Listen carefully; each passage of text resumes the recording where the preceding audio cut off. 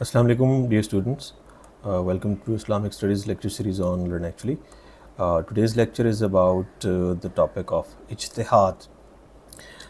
This is one of the most important topics both for CSS and PMS, and we hope that we'll be covering this topic in its entirety so that you are able to attempt all sorts of questions regarding ijtihad, both in CSS and PMS exams. So without further ado, let's get going and begin our topic of اجتہاد. تو سب سے پہلی بات جو اس topic سے متعلق ہے وہ یہ ہے کہ اسلام ایک مکمل ضابطۂ حیات ہے اور یہ تمام زمان و مکان کے لیے نازل ہوا ہے. یعنی دس مینس کہ اسلام اگرچہ 1400 سال پہلے اللہ کے نبی پر یعنی اللہ کے نبی نے ہم تک قرآن کریم اور سنت نبی کی شکل میں تفویض کیا تھا، لیکن یہ قیامت تک اس کی جو شریعت ہے اس کی ویلیڈیٹی ہے. تو اس زمان و مکان سے مراد یہ ہے زندگی کے تمام شعبوں کے لیے رہنمائی کا علمبردار ہے، لیکن دوسری طرف ہزاروں قوموں صدیوں در صدیوں کے مختلف الانواع مسائل اور ان کی تفصیلات اس بات کی بظاہر متقاضی نظر آتی ہیں کہ ان سب شعبوں اور وقتوں یعنی ٹائمز کے مسائل کے احاطہ کے لیے اللہ تعالیٰ کی طرف سے ضخیم کتب نازل کی جاتی اور اللہ تعالیٰ مختلف اوقات میں مسائل کے مطابق ان کے حل صحیفوں کی صورت میں انسان کو عطا کرتے. مگر حقیقت میں اللہ تعالیٰ نے دین کامل کو ایک کتاب قرآن کی صورت میں نازل کیا ہے اور نبوت کا باب بھی ہمیشہ کے لیے بند کر دیا ہے. زندگی کے تمام شعبوں کے لیے رہنما اصول قرآن میں سمو دیے گئے ہیں، ان کی تشریح اور عملی مثالیں سنت کے ذریعے امت کو پہنچا دی گئی ہیں، اور نت نئے ایسے مسائل جن کے بلا واسطہ احکام ہمیں قرآن و سنت سے نہ مل سکیں انہیں قرآن و سنت کی روشنی میں اجتہاد کے ذریعے حل کر کے اسلام کی ازلی اور ابدی اور مکمل ضابطۂ حیات ہونے کا ثبوت فراہم کیا جاتا ہے. یعنی ادھر دو اہم باتیں ہیں. پہلی بات تو یہ ہے کہ نبوت چونکہ ختم ہو چکی ہے اللہ کے نبی پر حضرت صلی اللہ علیہ وسلم پر، اور دوسری بات یہ کہ قرآن کریم کے اندر جو احکامات ہیں وہ اتنے مکمل ہیں کہ وہ دنیا میں مختلف تہذیبوں میں مختلف اوقات میں اور دنیا میں جتنے بھی نئے سے نئے مسائل پیدا ہو رہے ہیں ان سب کے حل کے لیے پہلے سے اس کتاب میں رہنمائی موجود ہے. لیکن ظاہر ہے جس طرح سے کسی بھی شعبہ میں تخصص چاہیے ہوتا ہے تو اسی طرح دینی علوم میں بھی تخصص ہمیں درکار ہوتا ہے، اور جو دینی علوم میں تخصص رکھتا ہے یعنی اسپیشلائزیشن وہی ہمیں دین میں پہلے سے موجود احکامات جو دور حاضر میں ہمارے لیے ریلیونٹ ہیں ان کے بارے میں رہنمائی فراہم کر سکتا ہے. تو اب اس ٹاپک کو ہم باقاعدہ شروع کرتے ہیں. اجتہاد کا لفظ جہد سے نکلا ہے جس کے معنی کوشش کرنا ہے، اور اجتہاد کے معنی پوری کوشش کرنا ہے. یعنی جہد کا مطلب ہے کوشش کرنا، جبکہ اجتہاد کے معنی کیا ہیں؟ پوری کوشش کرنا. فقہ اسلامی کی اصطلاح میں اجتہاد کی تعریف یوں کی گئی ہے: اجتہاد سے مراد کسی زیر بحث مسئلہ میں یہ معلوم کرنے کی انتہائی کوشش کرنا ہے کہ اس میں اسلام کا حکم اور منشا کیا ہے. یعنی ظاہر ہے ڈائریکٹلی کوئی ہمیں آیت نہیں مل رہی، ڈائریکٹلی کوئی ہمیں حدیث نہیں مل رہی، یا رسول کریم صلی اللہ علیہ وسلم کی زندگی کا کوئی ایسا واقعہ نہیں مل رہا جس کو ہم منو ون امیٹیٹ کر کے اپنا جو موجودہ مسئلہ ہے اس کو حل کر سکیں. تو اس صورت میں جو اویلیبل ڈیٹا ہے ہمارے پاس اس کی موجودگی میں ہماری یہ انتہائی کوشش کہ ان علوم کے ہوتے ہوئے اسلام ہمیں کیا حکم دیتا ہے کہ ہم جو کرنٹ سچویشن جس میں ہم گرفتار ہیں اس میں ہمیں کیا کرنا چاہیے. مثال کے طور پہ بہت سے لوگ ہیں یعنی جو مطلب ہے قرآن کریم کی عقیدت میں بہت زیادہ اس کے معاملے میں حساس ہوتے ہیں، تو وہ کہتے ہیں کہ جی ہمیں نا آپ قرآن کریم کی کوئی آیت جو ہے وہ واٹس ایپ کے ذریعے فارورڈ نہ کیا کریں فار ایگزامپل. تو کیونکہ وہ جو موبائل ہے وہ میری جیب میں ہوتا ہے، تو جیب میں قرآن کریم کی آیت کا آنا جو ہے وہ ایک اس کی بے حرمتی ہے. تو لہٰذا یا قرآن کریم کی ایپ جو ہے اس کا موبائل میں ہونا یہ قرآن کریم کی بے حرمتی ہے. تو اب ان کو ہی ہم کیسے سمجھائیں کہ یہ بے حرمتی نہیں ہے بلکہ یہ وقت کا تقاضا ہے، یہ ضرورت ہے. تو اس کے لیے ہمیں بڑی اسٹرانگ فاؤنڈیشن چاہیے ہوتی ہے دینی علوم کی، جو کہ بالعموم ہمارے پاس نہیں ہوتی، اور ہم پھر وہ لوگوں کے اوپر حکم لگانا شروع کرتے ہیں بجائے اس کے کہ کسی دینی عالم سے رجوع کریں. اینی ویز، تو اس طرح کے مسائل، یعنی اس طرح کے بہت سارے مسائل ہیں جن میں ہمارے پاس علم نہیں ہوتا، اور ہمیں رجوع کرنا چاہیے ان لوگوں سے جو اسپیشلسٹ ہیں دینی علوم کے.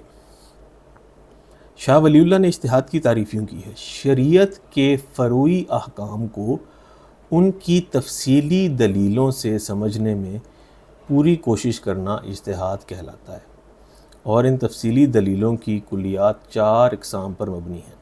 یعنی کوئی بھی شریعت کا ایسا حکم جس کو ہم نے سمجھنا ہے تو وہ 4 بیسک اس کے سورسز ہیں جن کی بیس پر ہم نے سمجھ سکتے ہیں، اور وہ 4 سورسز کیا ہیں؟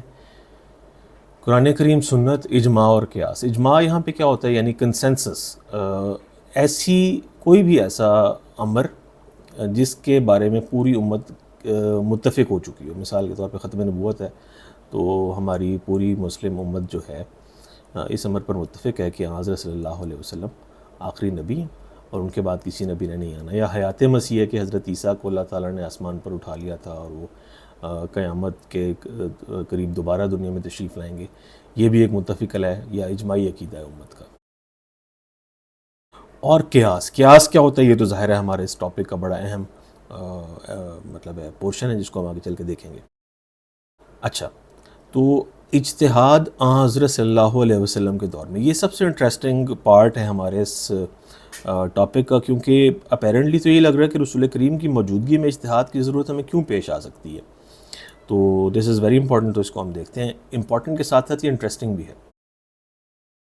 دیکھیں، اس کا پہلا جملہ یہ ہے کہ اجتہاد کی ضرورت اس وقت پڑتی ہے جب قرآن و سنت سے کوئی مثال نہ ملتی ہو.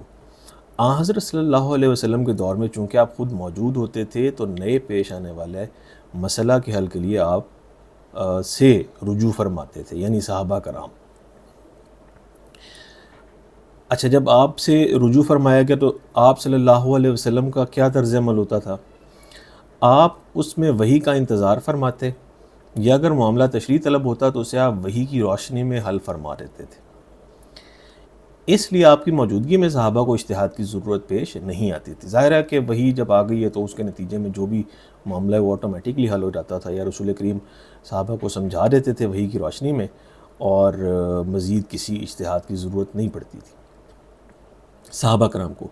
ہاں، جہاں آپ خود صحابہ سے کسی بارے میں مشورہ طلب کرتے تو اس میں ہر صحابی ایک اجتہادی نقطہ نظر سے مشورہ آپ کی خدمت اقدس میں پیش کرتا. اسی طرح اگر صحابہ آپ سے اتنی دور ہوتے کہ آپ تک نہ پہنچ سکتے تھے اور مسئلہ فوری حل طلب ہوتا تو پھر صحابہ اجتہاد کر لیتے تھے. اچھا، یہ ادھر ایک بڑی انٹرسٹنگ روایت ہے کہ نبی کریم صلی اللہ علیہ وسلم کی ایک عادت تھی کہ وہ صحابہ سے مشورہ ضرور کرتے تھے مسائل میں. تو اس میں پھر ایک صحابی نے فرمایا کہ یا رسول اللہ، اس پہ مطلب اس موضوع پہ، یعنی جس موضوع پہ ہم مشورہ فرما رہے ہیں، تو اس موضوع پہ جو وحی الہی ہے وہ ہماری کیا رہنمائی کرتی ہے. تو رسول کریم نے فرمایا کہ عزیزم، اگر وحی نازل ہو گئی ہوتی اس مسئلے سے متعلق تو میں تم سے مشورہ نہ کر رہا ہوتا. سبحان اللہ. اچھا، اس کی 2 مثالیں فقہ اسلامی کا زرعی باب ہے. یعنی 2 مثالیں کون سی؟ جب صحابہ آپ سے اتنی دور تھے کہ رسول کریم تک ان کی رسائی نہ تھی اور مسئلہ فوری طور پر حل طلب تھا. تو اس میں پہلا جو واقعہ ہے وہ کیا ہے؟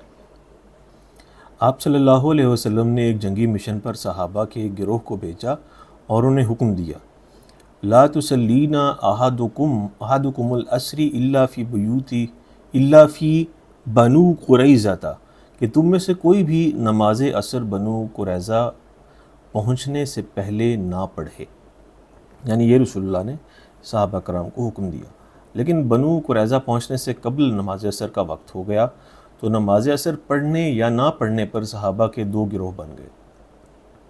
ایک گروہ کہتا تھا کہ نماز عصر کا وقت ختم ہونے والا ہے، اس لیے نماز کو اس کے وقت میں ادا کر لینا چاہیے، اور حضور صلی اللہ علیہ وسلم کا بنو قریظہ میں نماز ادا کرنے کے حکم سے مراد یہ تھا کہ ہم تیز چلیں دوسرا گروہ حکم کے ظاہری پہلو پر زور دیتا تھا اور کہتا تھا کہ چاہے نماز عصر کا وقت ختم ہو جائے، ہمیں نماز آپ کے حکم کے مطابق بنو قریظہ ہی میں پڑھنی چاہیے۔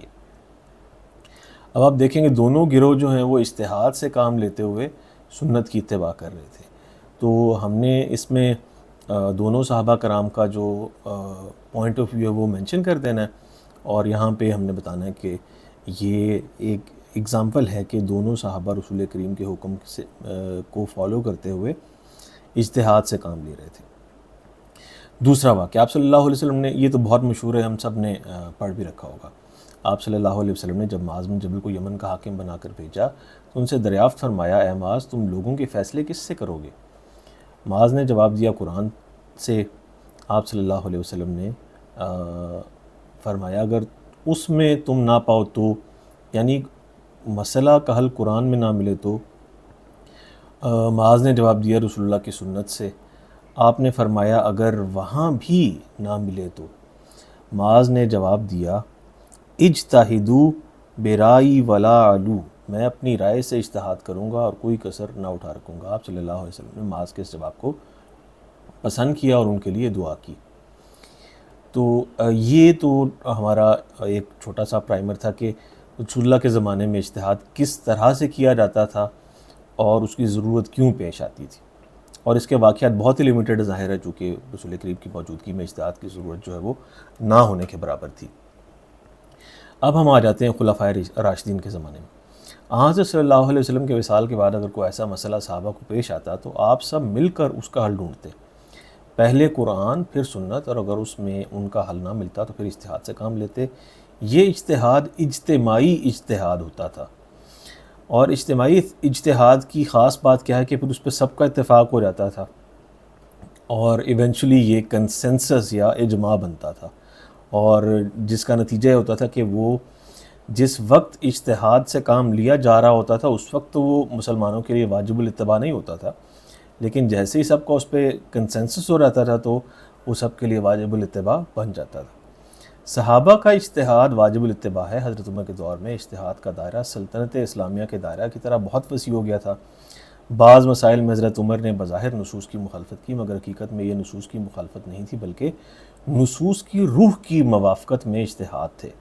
اس کی ابھی آگے اگزامپل آئیں گی، اور ایگزامپلز آئیں گی، یعنی حضرت عمر جس طرح کے اجتہادات کرتے تھے، اور پھر ہم دیکھیں گے کہ مطلب what a genius he was. حضرت عمر کے ایسے اجتہادات کو فقہ اسلامی میں اولیات عمر کا نام دیا جاتا ہے۔ جیسے مؤلفۃ القلوب کا حصہ حضرت عمر نے یہ کہہ کر ختم کر دیا کہ اب اسلام قوی ہو چکا ہے، اس لیے نو مسلموں کی تالیف قلب کی ضرورت نہیں۔ یعنی جب اسلام کا آغاز تھا تو مسلمان جو نئے مسلمان ہوتے تھے ان کی تالیف قلب کے لیے ان کی مالی اعانت بہت زیادہ کی جاتی تھی، اور ان کی دل جوئی کا جو معاملہ تھا یا ان کی جو پروٹیکشن کے معاملات تھے وہ بہت سیریس نوعیت کے ہوا کرتے تھے۔ لیکن جب اسلام دنیا میں ایک حکمران دین کی حیثیت سے، یا اسلام کی جب دنیا میں سربلندی اسلام کو نصیب ہو گئی تھی، تب حضرت عمر نے فرمایا کہ اب اس کی ضرورت نہیں ہے، یعنی اس نوعیت کی ضرورت نہیں ہے مالی اعانت کی، جو کہ تب مسلمانوں کی یا نو مسلموں کی جانی چاہیے، جبکہ اسلام ایک محکوم یعنی جب مسلمان ایک محکوم کی زندگی گزار رہے ہیں دنیا میں، یعنی جب اسلام یا مسلمان دنیا میں حاکم ہیں تو آپ نے مؤلفۃ القلوب کو ختم کر دیا، اور جب اسلام دنیا میں یعنی مسلمان دنیا میں محکوم حالت میں جیسے کہ آج کے دور میں ہے، تو تب اگر کوئی اسلام قبول کرتا ہے تو ظاہر ہے اس کے لیے اس نوعیت کی مشکلات کھڑی ہو جاتی ہیں کہ وہ دوبارہ سے مؤلفۃ القلوب کا حقدار ٹھہرتا ہے، کیونکہ اس کے لیے اپرچونٹیز ویسے نہیں رہتی ہیں، وہ اپنی جو کمیونٹی ہے اس سے کٹ جاتا ہے، نئی کمیونٹی میں انٹر ہوتا ہے تو لوگ اس کو شکوک و شبہات کی نظر سے دیکھتے ہیں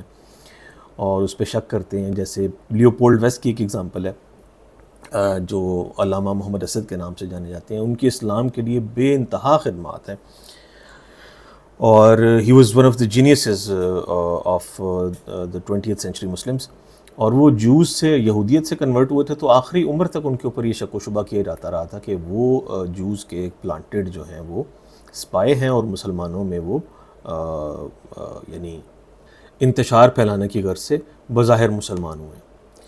اچھا، اسی طرح آپ نے مہر کی چوری میں چور کو 10 کوڑوں سے زائد کی سزا دی، جبکہ حدیث کی روح سے تعزیر 10 کوڑوں سے زیادہ کی سزا نہیں دی جا سکتی۔ اسی طرح آپ صلی اللہ علیہ وسلم کے دور میں جنگ سے حاصل ہونے والی زمین مجاہدوں میں بانٹ دی جاتی تھی، مگر حضرت عمر نے عرض مواد کو مجاہدین میں بانٹنے سے یہ کہہ کر انکار کر دیا کہ اس طرح جہاد کو آئندہ لوگوں کے لیے جاری رکھنا مشکل ہو جائے گا اور دولت چند خاندانوں میں مرتکز ہو کر رہ جائے گی۔ یعنی آپ دیکھیں کہ آج سے 1400 سال پہلے حضرت عمر اس چیز کو جانتے تھے کہ کانسنٹریشن آف ویلتھ جو ہے وہ کتنا ڈیمیجنگ ہوتا ہے ایک سوسائٹی کے لیے ایز اے ہول۔ تو انہوں نے جب اسلامی سلطنت بہت زیادہ پھیل گئی تو انہوں نے کہا کہ یہ تو مسلسل چند جو ہمارے واریر صحابہ ہیں ان کے پاس زمین جا رہی ہے، تو انہوں نے عرض مواد کا سلسلہ ہی ختم کر دیا۔ اولیات عمر فقہ اسلامی میں فقہا کے لیے مشعل راہ ہیں، جن سے ثابت ہوتا ہے کہ شریعت میں نصوص کے ظواہر کی اتباع کی بجائے ان کی روح کی اتباع کی جائے، اور نصوص کی روح کی اتباع ہی دراصل اجتہاد کے دائرہ کو وسیع کرتی ہے، اسلام کو ہر دور، ہر خطہ اور ہر قوم کے ضابطہ حیات کا درجہ دیتی ہے۔ یعنی ہم کسی پرنسپل کو جب فالو کرتے ہیں تو اس کی اپلیکیشن بہت سی جگہوں پر ہو رہی ہوتی ہے، لیکن اگر ہم کسی ایک عمل کو منوً اس کو مطلب لٹرلی دیکھنے لگ جائیں تو تب جو ہے وہ ظاہر ہے اس کسی بھی حکم کی افادیت وہ نہیں رہتی جو اس کو توسیع بخشتی ہے۔ تابعین اور تبع تابعین کے دور میں اجتہاد۔ صحابہ کے دور کے بعد چونکہ کوئی نئی فتوحات نہیں ہو رہی تھی، اس لیے تابعین کے دور میں اجتہاد کا کام صحابہ کے اجتہاد سے ہی لیا جاتا رہا۔ یعنی امپائر چونکہ ایکسپینڈ نہیں ہو رہی تھی تو اب مزید، یعنی جب ایکسپینشن ہوتی ہے، نئی جگہ پر آپ جاتے ہیں، نئے مسائل کھڑے ہوتے ہیں، نئے ایشوز ہمارے سامنے آتے ہیں، ان کے لیے ہمیں اجتہاد کرنا پڑتا ہے۔ لیکن اب چونکہ ایکسپینشن نہیں ہو رہی تھی ہماری امپائر کی، تو اس لیے زیادہ ضرورت نہیں پڑ رہی تھی نئے نئے اجتہادات کی، تو صحابہ کو ہی فالو کیا جاتا رہا۔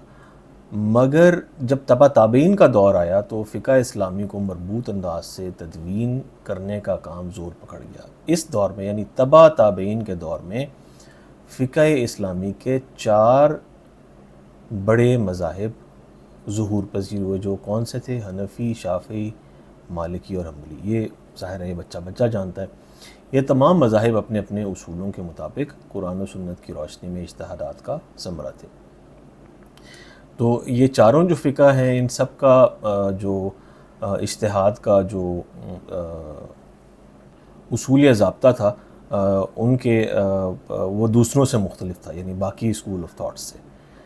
اچھا، اس کے بعد ہم آگے دیکھتے ہیں کہ قرون وسطیٰ میں کیا صورتحال تھی۔ مذاہب فقہ کے ظہور کے بعد یعنی 4 جو اسکولز آف تھاٹ ہیں، یعنی یہ جو ہم نے دیکھے ہیں حنفی، شافعی، مالکی، حنبلی، ان کے بعد ان مذاہب کے ان کے پیروکاروں نے اتباع شروع کر دی، یعنی پیروی، لیکن ان کے ساتھ ساتھ نئے مسائل سے حل کے لیے اجتہاد سے کام لیا جاتا تھا۔ لیکن چونکہ مسائل نئے سے نئے پیدا بہرحال ہو رہے تھے تو اس میں اجتہاد سے کام لیا جا رہا تھا، اور کئی مسائل میں وہ اپنے مذہب کے شیخ سے بھی اختلاف کر لیتے تھے۔ جیسے فقہ حنفی میں امام ابو یوسف، امام محمد اور امام ظفر نے مسائل کے حل کے لیے اجتہاد سے کام لیا اور امام ابو حنیفہ کی رائے کے خلاف فتویٰ دیا، اور مزے کی بات یہ ہے کہ انہی کی رائے کو حنفی فقہ میں تسلیم کیا گیا، یعنی امام ابو یوسف، امام محمد اور امام ظفر کی رائے کو تسلیم کیا گیا اور امام ابو حنیفہ کی رائے پر ترجیح دی گئی۔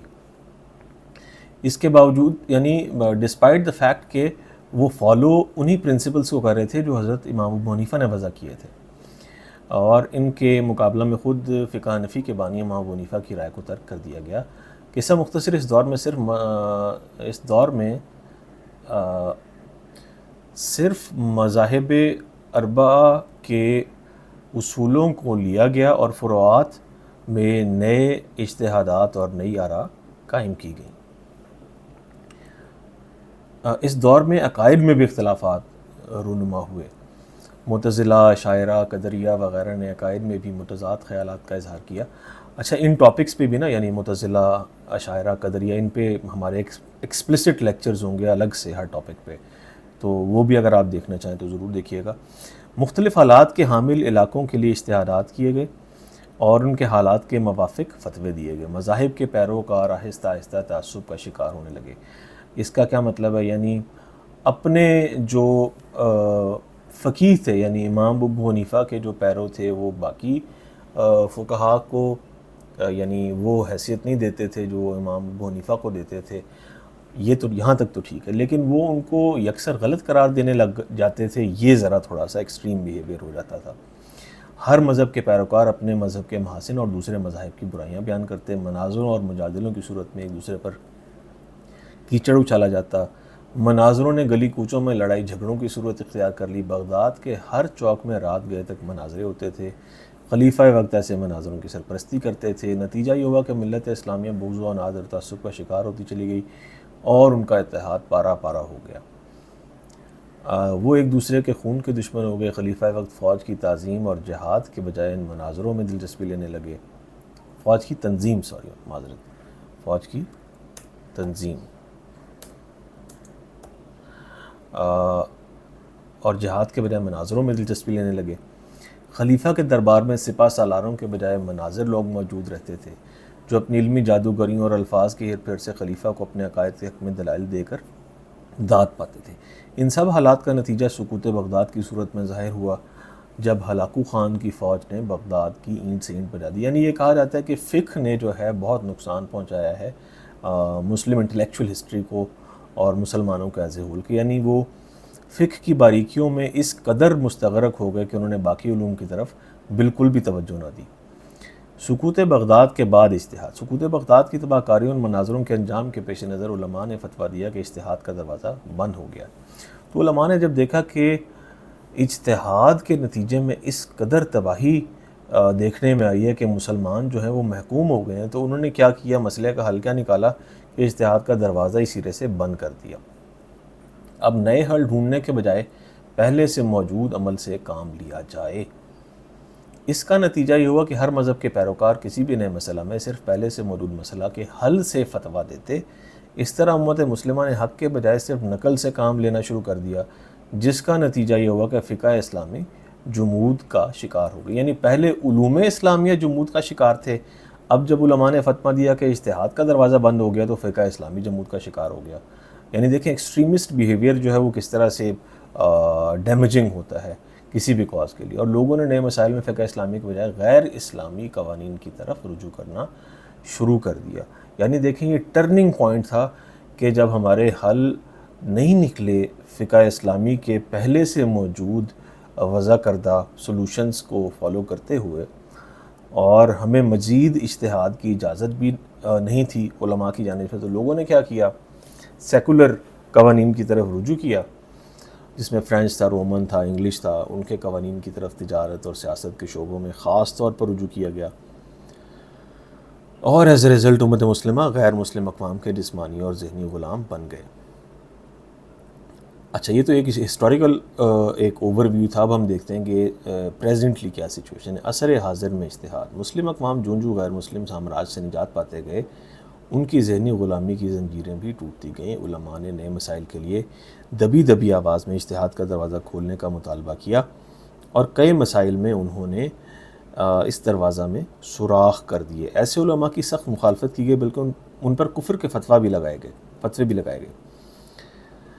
وقت کے ساتھ ساتھ علماء نے اعتدال کی راہ اختیار کی، اور کافی تعداد میں ایسے علماء پیدا ہو گئے جنہوں نے نئے مسائل میں اجتہاد کا دروازہ کھول دیا. اب اسلامی ممالک میں صورتحال یہ ہے کہ اسلامی قوانین کو نئے سرے سے مدون کیا جا رہا ہے، اجتہاد کو وسیع پیمانے پر استعمال کیا جا رہا ہے، اور اجتہاد سے سود، بینکاری، انشورنس اور لین دین کے مسائل کا حل تلاش کیا جا رہا ہے. اور اب اجتہاد کے دروازہ کو مکمل طور پر دوبارہ کھول دیا گیا ہے. یعنی جو دور حاضر میں صورتحال ہے وہ یہ ہے کہ جو بھی قانون سازی کسی بھی درجے میں کی جانی چاہیے، اس میں ہم اسلام یعنی قرآن و سنت سے براہ راست رہنمائی حاصل کرتے ہیں، اور علماء کے نزدیک جو اجتہاد کا دروازہ ہے وہ کمپلیٹلی اوپن ہے. اجتہاد کی ضرورت و اہمیت. جیسا کہ ذکر کیا گیا ہے کہ اجتہاد کی ضرورت اس وقت پڑتی ہے جب قرآن و سنت میں کسی مسئلہ کا حل موجود نہ ہو. زمانے کے بدلتے ہوئے حالات، مختلف علاقوں کے مختلف مسائل اور ان کی نت نئی صورتحال سے نمٹنے کے لیے ایک ایسے فن کی ضرورت ہوتی ہے جس کے ذریعے ایسے مسائل کا حل تلاش کیا جا سکے، اور اس سلسلہ میں اجتہاد کے ذریعے ایسے مسائل کا حل تلاش کیا جاتا ہے. اجتہاد کی دوسری صورت اس وقت بھی پیش آ سکتی ہے جب کسی مسئلہ کا قرآن و سنت میں بظاہر اس کا حکم موجود ہو مگر مسالے اس حکم پر عمل کرنے میں رکاوٹ ہوں۔ مثال کے طور پہ چلیں ہم یہ 2-3 لائنز پڑھ لیں، اس کے بعد ایگزامپل سے ہم اس کو انڈرسٹینڈ کرتے ہیں۔ اس صورتحال میں قرآن و سنت کے ظاہر کے بجائے اس کے باطن یعنی روح سے کام لیا جائے گا، یعنی یہ دیکھا جائے گا کہ زیر بحث حکم میں قرآن و سنت کا منشا و مقصد یہ تھا۔ اس قسم کے اجتہاد کی مثالیں اولیات عمر ہیں۔ اگر ہم اسلام کے ابدی ہونے اور ختم نبوت کے قائل ہیں تو ہمیں لامحالہ اجتہاد کا دروازہ کھول کر رکھنا ہوگا تاکہ نتنے مسائل میں ہمیں غیر اسلامی قوانین کی طرف نہ دیکھنا پڑے۔ اچھا، مثال کے طور پہ قرآن و حدیث میں واضح طور پر موجود ہے کہ جو چور کی سزا ہے وہ ہاتھ کاٹ دینا ہے، تو کیا آپ سمجھتے ہیں کہ دور حاضر میں اس پر عمل کیا جا رہا ہے؟ یعنی پاکستان میں جہاں پہ ہم رہتے ہیں، کیا یہاں پہ چور کی سزا ہاتھ کاٹ دینا ہے؟ نہیں۔ اور 1973 کے آئین کے مطابق جو ہے وہ یعنی شریعت الہیہ یعنی قرآن و حدیث جو ہیں وہ ہمارے سورسز ہیں لا میکنگ کے، اس کے باوجود ہم اس پر عمل نہیں کر پا رہے۔ تو اس پہ جو ہمارے فقہاء ہیں وہ کہتے ہیں کہ یہ سزائیں دور حاضر کے مطابق بہت سخت ہیں، کیونکہ جو آج کا انسان ہے وہ پہلے ہی بہت سی مشکلات کا شکار ہے، اور آج جو چوری کا عمل ہے وہ اس میں انسان کی خواہش سے زیادہ اس کی ضرورت یا مجبوری اس کا محرک بنتی ہے۔ تو اس کی وجہ سے ہم یہ نہیں کہہ سکتے کہ چور نے کسی کی حق تلفی کی ہے چوری کر کے کسی بہت بڑے جاگیردار کی، بلکہ ہم یہ کہیں گے کہ جو زر کی غیر ضروری یعنی غیر منصفانہ تقسیم ہے اس کے نتیجے میں ایسے رویے لوگوں میں پیدا ہو رہے ہیں جو کہ اسلام کے مطلوب نہیں ہے، لہٰذا لوگوں کو اس طرح کی سخت سزائیں نہ دی جائیں جتنی سخت سزائیں لوگوں کو اس وقت دی جاتی تھی جب معاشی تقسیم جو ہے وہ غیر مساوی نہیں تھی۔ اجتہاد کے لیے شرائط۔ اچھا، کون مجتہد ہو سکتا ہے؟ This is one of the most important points of this topic. علماء اسلام نے مجتہد کے لیے لازم قرار دیا ہے کہ اس میں درج ذیل شرائط پائی جائیں۔ اچھا، یہ 6 شرائط تو پائی جانی چاہیے، لیکن ہمارے جو فیس بک پر مجتہد بیٹھے ہوئے ہیں ان کے پاس تو میرا خیال ہے اب آپ ہی بتائیں گے کہ ان میں سے کون کون سی ان کے اندر جو ہیں وہ خصوصیات پائی جاتی ہیں۔ پہلی تو یہ ہے کہ اسلام ان کا مذہب ہونا چاہیے، دین ہونا چاہیے، عربی زبان پر انہیں عبور ہونا چاہیے، کتاب و سنت کا علم ہونا چاہیے، اصول فقہ کا علم ہونا چاہیے، زندگی کے مسائل کا علم ہونا چاہیے، اسلامی قوانین کے ضمنی ماخذوں کا علم ہونا چاہیے۔ اب فرض کیجیے ان سے یہ پوچھا جائے کہ اسلامی قوانین کے ضمنی ماخذ کیا ہیں، انہیں یہ تک نہیں پتہ ہوگا، لیکن ان سے فتاویٰ آپ دلوا لو ہر معاملے پہ، اور کسی بھی کنٹمپریری ایشو پہ ان سے ورڈکٹ آپ دلوا لیں۔ اچھا، اب ہم ان 6 ریکوائرمنٹس کو ون بائی ون دیکھتے ہیں۔ اسلام اجتہاد کے لیے پہلی شرط یہ ہے کہ اجتہاد کرنے والا صحیح معنوں میں پکا مسلمان ہو اور وہ کبیرہ گناہوں سے اجتناب کرتا اور صغیرہ گناہوں پر اصرار نہ کرتا ہو۔ بعض فقہاء نے عادت میں مروت کو بھی اسلام اور ایمان کے ساتھ مجتہد کے لیے لازم قرار دیا، مثلاً وہ سارے عام نہ بیٹھتا ہو، بازاری گفتگو نہ کرتا ہو، چلتے پھرتے کھاتا پیتا نہ ہو، وغیرہ وغیرہ۔ دوسری شرط کیا ہے؟ عربی زبان پر عبور۔ اسلامی قوانین کے ماخذ اور خاص طور پر قرآن و سنت عربی زبان میں ہے، اس لیے مجتہد کے لیے قرآن و سنت تک پہنچنے کے لیے عربی زبان پر عبور حاصل ہونا ضروری ہے تاکہ وہ احکام کا استنباط بلا واسطہ طور پر اس کے اصلی ماخذوں سے کر سکے۔ ویسے بھی عربی جیسی وسیع و فصیح زبان کا کسی بھی دوسری زبان میں 100% ترجمہ نہیں ہو سکتا، کیونکہ عربی زبان میں ایک ہی شے کے اس کی صفات کے مختلف ہونے کی وجہ سے کئی نام ہوتے ہیں۔ مثلا اونٹ کے اس کی شکل و صورت، کوہان، بناوٹ، چال، علاقہ اور کام و فائدہ کے لحاظ سے 100 سے زیادہ نام ہیں۔ جو عربی متکلم ان 100 میں سے کسی ایک نام کا انتخاب کرتا ہے تو اس کی مراد اس اونٹ کے ما اس کی صفات کی ہوتی ہے، جسے ایک عربی زبان کی فصاحت سے واقف شخصی صحیح طور پر سمجھ سکتا ہے۔ عربی زبان پر عبور میں یہ بات بھی شامل ہے کہ اسے عربی زبان کے قواعد، محاورے، استعارے اور ضرب الامثال سے خوب واقفیت ہو تاکہ وہ صحیح معنوں میں احکام کو سمجھ سکے اور ان کی تشریح کر سکے۔ اسی طرح مجتہد کو مجاز، حقیقت، اشارہ، کنایہ وغیرہ کا صحیح طرح علم ہونا چاہیے، یعنی زبان کی جو انٹری کیسز ہیں، تاکہ شارع کی مراد تک صحیح طور پر پہنچا جا سکے۔ نیکسٹ کیا ہے؟ کتاب و سنت کا علم۔ اسلام کے تمام علم کی اساس چونکہ کتاب و سنت ہے، یعنی قرآن و سنت، اس لیے دو ماخذوں کے علم کے بغیر کسی حکم کے استنباط کا تصور بھی نہیں کیا جا سکتا۔ قرآن کریم میں اسلام کے بنیادی اصول ہیں، جبکہ سنت اس کی تشریح اور عملی اطلاق ہے۔ اس لیے ایک مجتہد کے لیے دوسری صفات کے علاوہ یہ بھی حد ضروری ہے کہ اسے کتاب و سنت کا پوری طرح علم ہو۔ قرآن و سنت کے علم کے بغیر اجتہاد اس طرح ہے جس طرح ایک آدمی گھٹا ٹوپ اندھیرے میں سوئی میں دھاگا ڈالنے کی کوشش کرے یا بغیر بنیاد کے مکان کی تعمیر کا سوچے۔ اچھا، اب ہم نے یہ تو دعویٰ کر لیا کہ قرآن و سنت کا علم ہونا چاہیے، لیکن قرآن کے علم میں کیا کیا باتیں شامل ہیں، یعنی قرآن کے علم سے کیا مراد ہے؟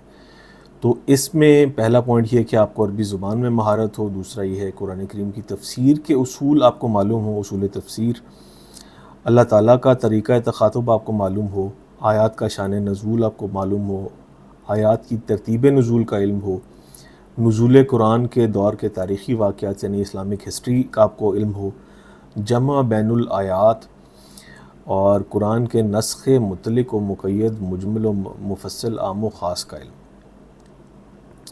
اسی طرح سنت کے علم میں درجل باتیں شامل ہیں، حضرت کی حالات زندگی کا علم یعنی سیرہ کا علم، سنت کی اہمیت و مقام، آپ کے دور کے واقعات کا علم، سنت کی قرآن کے نسخ کی قدرت کا علم، یعنی سنت جو ہے وہ قرآن کے حکم کو منسوخ کیسے کر سکتی ہے، یعنی مثال کے طور پہ قرآن کریم میں کوئی حکم ہے اور سنت میں کوئی حکم اس کے برعکس ہے جو احادیث میں ملتا ہے، تو کیا ہم قرآن کریم کی جو آیت سے ہماری پرسنل انڈرسٹینڈنگ ہے اس کو درست سمجھیں گے، یا جو حدیث میں بیان کیے گئے الفاظ ہیں ان کو قرآن کریم پر ترجیح دیں گے؟ تو یہ جو چوتھا پوائنٹ ہے، سنت کی قرآن کے نسخ کی قدرت کا علم، یعنی سنت میں موجود جو احکام ہیں وہ قرآن میں موجود احکامات کو منسوخ کر سکتے ہیں، اس کا بھی ہمیں علم ہونا چاہیے۔ اس کی بھی اگزامپل ہم آگے چل کے دیکھ لیتے ہیں۔ حضرت میں اسلام کے فیصلے اور ان کی جمع، یعنی حضرت کے دور میں اسلام کے فیصلے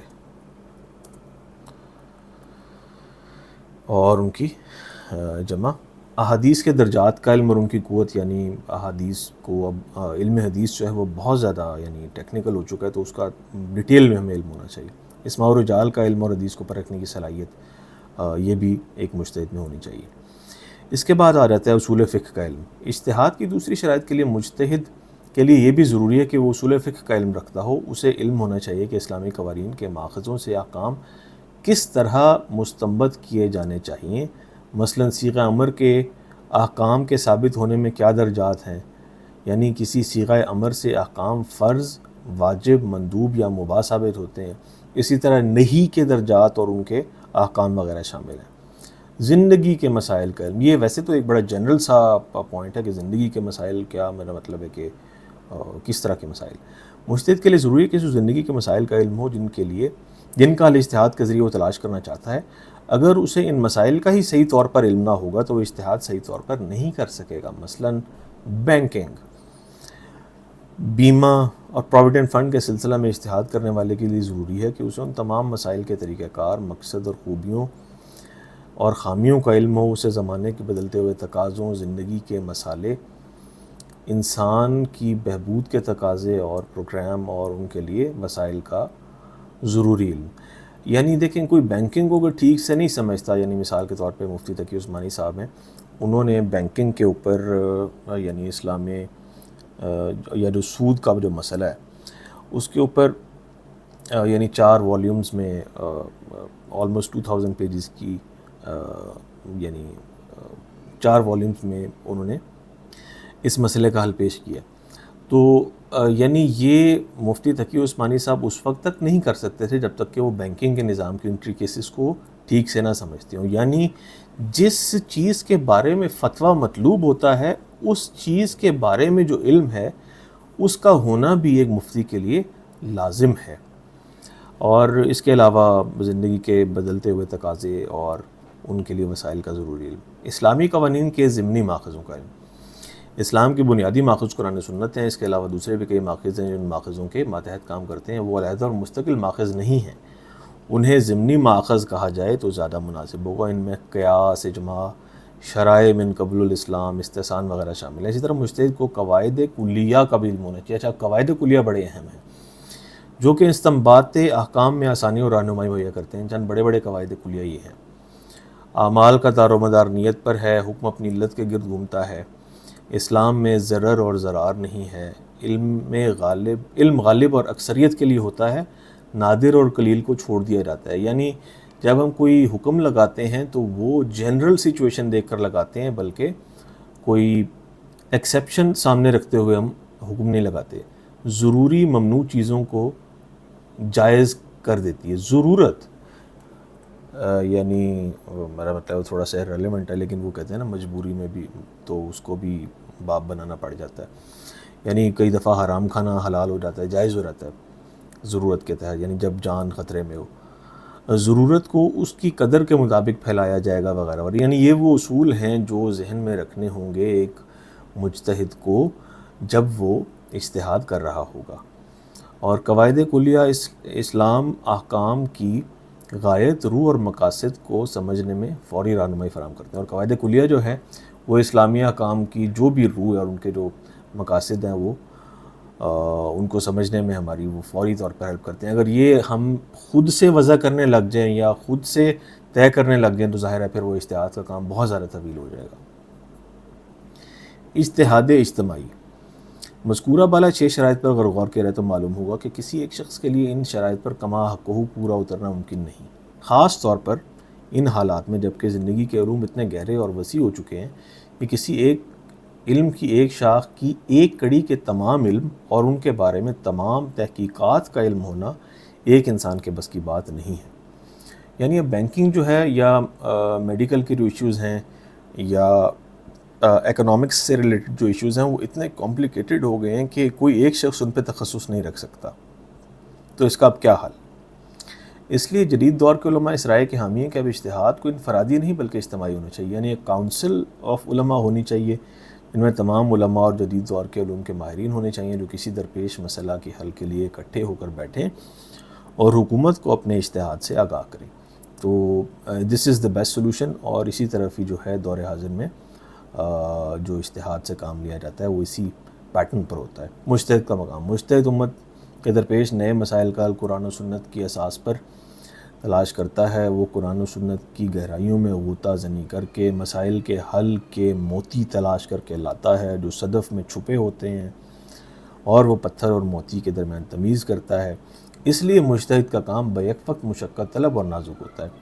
وہ اپنے اجتہاد میں غلط بھی ہو سکتا ہے، اور صحیح پہ حضرت صلی اللہ علیہ وسلم نے فرمایا مجتہد کے لیے ثواب ہی ثواب ہے، اگر اس نے صحیح اجتہاد کیا تو 2 ثواب ہیں، اور اگر غلط رائے تک پہنچا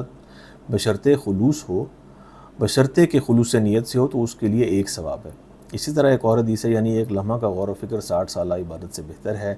اسی طرح قرآن میں آیا ہے جس کو اللہ تعالیٰ خیر دینے کا ارادہ کرتا ہے، من یرد اللہ بہ خیرا یفقہہ فی الدین، جس کو اللہ تعالیٰ خیر دینے کا ارادہ کرتا ہے اسے دین میں سمجھ مرتضی کرتا ہے۔ اس طرح رسول اللہ صلی اللہ علیہ وسلم نے فرمایا اگر 2 جماعتیں ہوں ان میں سے ایک جماعت عبادت کر رہی ہو اور دوسری غور و فکر، تو بہتر جماعت وہ ہے جو غور و فکر کر رہی ہو۔ مندرجہ بالا ارشادات کی روشنی میں یہ حقیقت عیاں ہو جاتی ہے کہ مجتہد کا مقام کسی بھی عابد اور پیر فقیر سے زیادہ، اس لیے شرائط بھی سخت کڑی ہیں، اس کا کام بھی بہت نازک اور مشقت طلب ہے، لیکن یہ مجتہد بڑی مشکل اور بڑی محنت سے بنتے ہیں۔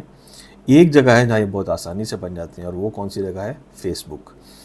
اچھا، تو یہ جو آخر میں ہم نے ٹاپک دیکھا ہے، یعنی مجتہد کا مقام کیا ہوتا ہے، تو یہ یعنی ہمارا ٹاپک کمپلیٹ ہو جاتا ہے یہاں پہ۔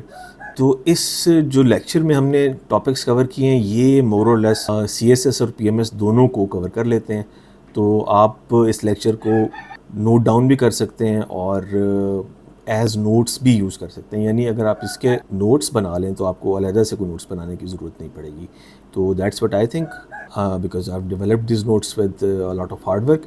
لیکن اگر آپ کو لگتا ہے کہ these are incomplete in any way تو آپ اس میں اپنے سورسز بھی ایڈ کر سکتے ہیں۔ تو امید ہے کہ آپ کو یہ لیکچر سمجھ آیا ہوگا، اور if there are any questions تو آپ وہ کمنٹس میں پوچھ سکتے ہیں، اور see you in another lecture, take care, اللہ حافظ۔